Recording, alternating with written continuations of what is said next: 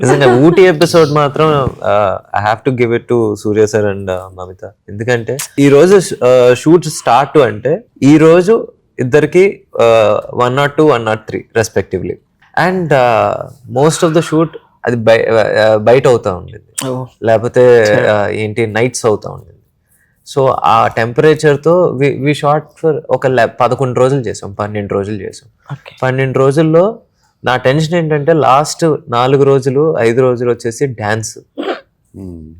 అసలు ఏంటి సార్ని చూస్తుంటే అలాగా కళ్ళెర్రగా ఉంటున్నాయి, ముక్కంతా ఇదంతా వచ్చేసి చీజీ ఇక్కడ నుంచి లైట్ గా పగిలి రక్తాలు కూడా వచ్చి, ఇంకా అసలు నిజంగా నాకే జాలేసింది. కాకపోతే ఏంటంటే ఇంకా మరీ రాక్షసులాగా పని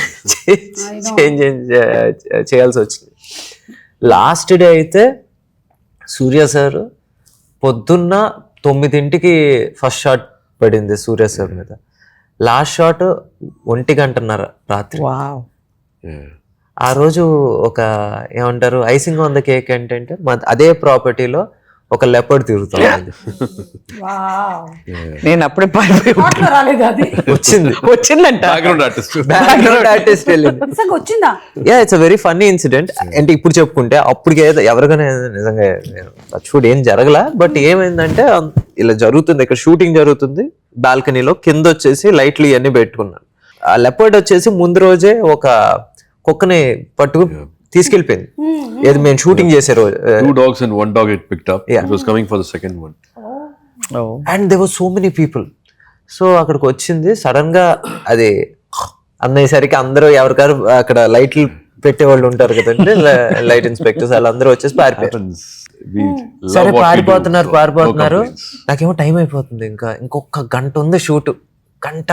ఇప్పుడు వీళ్ళు పారిపోతున్నారే, లెపర్డ్ కాదు అది కుక్క అని ఇలా చూసారు, నా ముందు నుంచి వెళ్ళింది.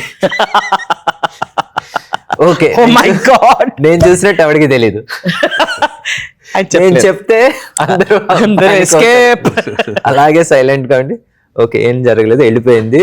సో ఇక్కడ లేదు ఈ ఏరియాలో, కెమెరా తీసి మొత్తం కోసం ఎంతకైనా తెగిస్తారు కదా మీరు. అసలు అది లెపర్డ్ కాబట్టి సరిపోయింది. So many things but what to do.